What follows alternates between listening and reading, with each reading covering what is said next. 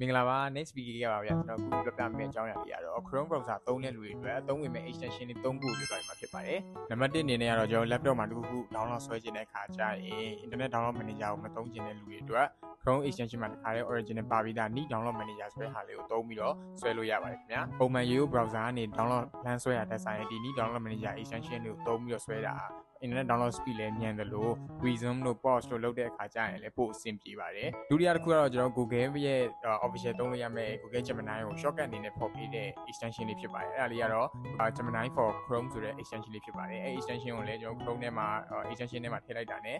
Gemini ကိုအလွယ်တကူသုံးလို့ရတယ်ပေါ့နော်ဘယ်လိုသုံးလို့ရလဲဆိုတော့ဒီ keyboard shortcut Alt+G လေးကိုထည့်လိုက်တာနဲ့ Gemini AI ကိုခေါ်လိုက်တဲ့ပုံစံမျိုးပေါ့နော်အဲ့ဒါကိုမေးချင်တာမေးသိချင်တာရှိရင်မေးလို့ရတယ်ပေါ့နော်နောက်ဆုံးတတိယတစ်ခုကတော့ကျွန်တော်တို့ video အကြည့်များတဲ့လူတွေအတွက်အသုံးဝင်တဲ့ extension လေးဖြစ်ပါတယ်အဲ့ဒါလေးကတော့ turn off ဆိုတဲ့ extension လေးပေါ့နော်အဲ့ဒါလေးကကျွန်တော်တို့ video ကြည့်တဲ့အခါမျိုးတွေမှာဆိုရင်ကိုကြည့်နေတဲ့ဒီဟာကိုပဲ focus လုပ်ပြီးတော့တခြားဟာတွေကိုကြည့်ချင်ဘူးဆိုရင် turn off ဆိုတဲ့ extension လေးထည့်ထားပြီးတော့ကို video ကြည့်ရချိန်မှာဖွင့်လိုက်တာနဲ့ကိုကြည့်နေတဲ့ video တစ်ခုပဲသူက